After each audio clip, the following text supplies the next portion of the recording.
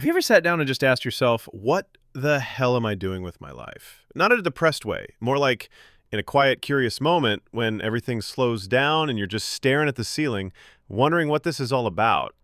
Why are you here? What are you supposed to be doing? What's your purpose? It's a big word, right? Purpose? It feels heavy, important, almost sacred. But if we're honest, most people go through life without ever really answering that question. They wake up, go to work, scroll through their phones, hang out with friends, sleep, repeat. And deep down, there's this little voice whispering, is this it? Is this all there is? Here's the thing. We've been sold this idea that purpose is something huge, something cinematic. Like one day you'll wake up and suddenly know, I was born to be a filmmaker, or a doctor, or a spiritual guru living in the mountains. But life doesn't usually work like that. Most people don't stumble into their purpose through some dramatic movie scene.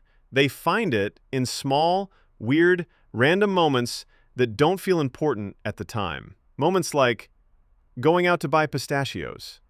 Yeah, pistachios. There's this idea, it's not exactly scientific, but it's powerful, called the Pistachio Theory.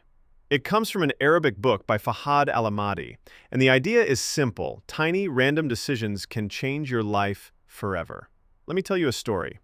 Imagine a man who randomly craves pistachios. He gets up, leaves the house, walks to a nearby store. On the way, he bumps into an old friend. They talk. The friend mentions a job opening. That job leads to a new city, a new relationship, a new everything. And all of it started because he wanted pistachios. Now you might be thinking, okay, cute story, but what does this have to do with me finding my purpose? Everything. Because the Pistachio Theory is a reminder that life isn't a straight line. It's a messy, unpredictable chain of small choices, weird impulses, strange encounters, and accidental moments. And purpose?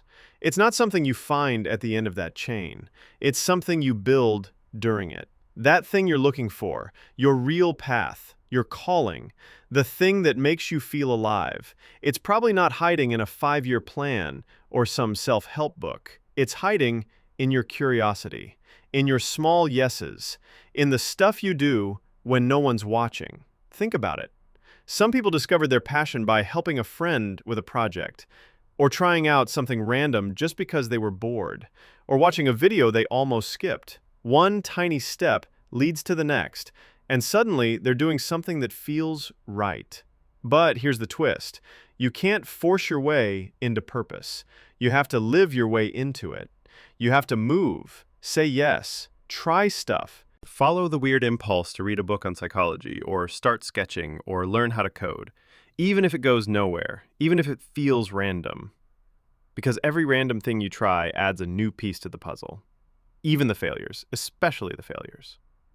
We treat life like a GPS, like if we don't know the final destination, we can't start the car. But that's not how it works.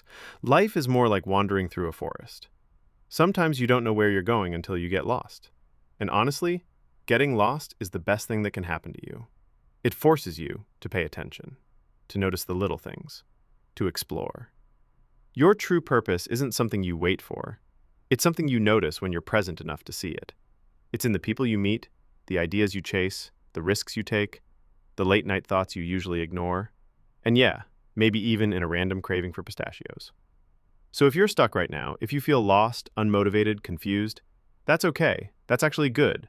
It means you're asking the right questions. It means you're awake. But don't just sit there, waiting for a sign from the universe.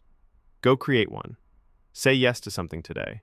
A new book, a random invitation, a small opportunity, even if it doesn't feel like a big deal. Because those small steps, they're everything. We underestimate how important the tiny moments are. The 5-minute conversations, the hobbies we almost didn't try, the people we almost didn't talk to. But these are the things that shift our path without us realizing. That's why the Pistachio Theory hits so hard. It's not really about pistachios. It's about being open to the randomness of life.